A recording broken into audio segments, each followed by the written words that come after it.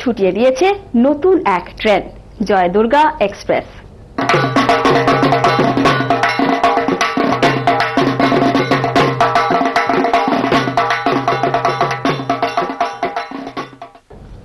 আগে পুজোর 4 দিনই ভাগীরথীর 2 তীরের গ্রামের মানুষ পাত পেরে খেয়ে যেতেন পুজো বাড়ি থেকে।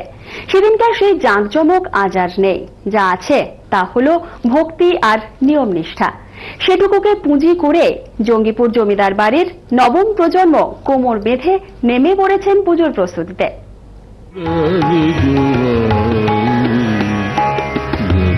মুর্শিদাবাদের লালগোলা থেকে আহিরন পর্যন্ত বিস্তীর্ণ এলাকার জমিদার ছিলেন রায়গোপাল সিংহ। আজ থেকে প্রায় 350 বছর আগে জঙ্গিপুরে প্রথম দুর্গাপুজো শুরু করেন তিনি। পুরনো জৌলুস না থাকলেও ঐতিহ্য তো রয়েছে, তা মেনেই বংশ পরম্পরায় চলছে এই জমিদার বাড়ির পুজো। আট চালাতে চলছে প্রতিমা তৈরির কাজ।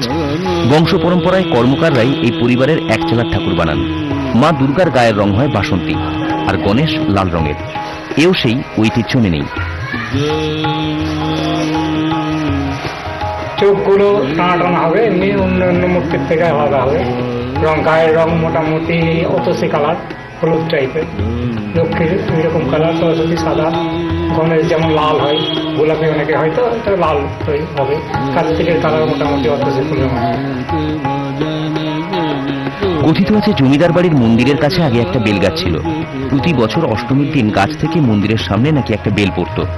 ওই বেল দিয়ে ভোগ দেওয়া হতো মাকে। এখন অবশ্য ওই বেলগাছ আর নেই। তার জায়গায় আপনা থেকেই নাকি গজিয়েছে অন্য আরেকটা বেলগাছ। সমস্ত নিয়ম নীতি মেনে পুজো করার সঙ্গে সঙ্গে ভোগ দেওয়া হয় সেই গাছের নিচেও। মোটামুটি 14 আনার উপরই ধরে রাখা সম্ভব হয়েছে। মানে পুজোর যে ব্যাপারটা সেটা সম্পূর্ণই হয়। যাত্রা থিয়েটার না হোক, কত লোকজন না থাক, পুজোরটা ঠিক সেইভাবেই হয়। গল্প আরো আছে। জমিদার নাকি মা দুর্গা স্বপ্নাদেশ পেয়েছিলেন, তাই এই পুজোয় অন্ন প্রসাদ হয় না। স্বপ্নাদেশ মেনে লাল শাক দেওয়া হয় ভোগে। অষ্টমীর দিন দেওয়া হয় এঁচোড়ের তরকারি। আগে জমিদারবাবু গঙ্গায় বাইচ প্রতিযোগিতা করে প্রতিমা বিসর্জন দিতেন। নদীর 2 পারে দাঁড়িয়ে তা দেখতেন শয়ে শয়ে মানুষ, যদিও থাকতেন না পরিবারের কেউ। আজ এত রকম জৌলুস না থাকলেও রয়ে গিয়েছে পরম্পরা, আর তার জোরেই চলছে পুজো। মুর্শিদাবাদ থেকে ক্যামেরায় সব্যসাচী বন্দ্যোপাধ্যায়ের সঙ্গে সঞ্জীব সাহা, নিউজ টাইম।